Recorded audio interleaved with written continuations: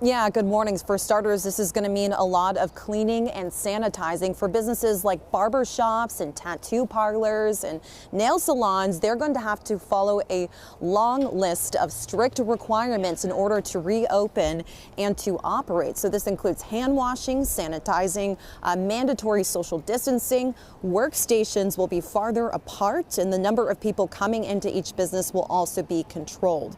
So if you are a business owner, know that there are going to be certain labor and industries guidelines you will need to follow, which include educating your staff on COVID-19 requirements. This will also include social distancing, wearing protective equipment like gloves or masks, and frequent hand washing.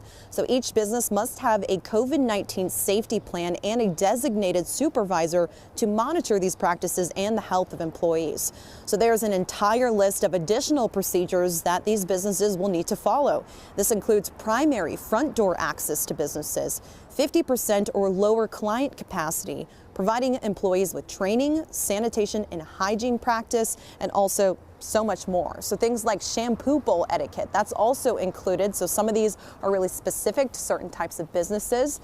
They are also going to strongly encourage that clients coming in have some kind of mask or cloth covering, and that's actually something that's going to be mandatory for employees. So we know that this is a whole lot of information, but there's also so much more when it comes to this list of requirements. So if you want to see that full list, all you have to do is text the word salons to the number you see there on your screen.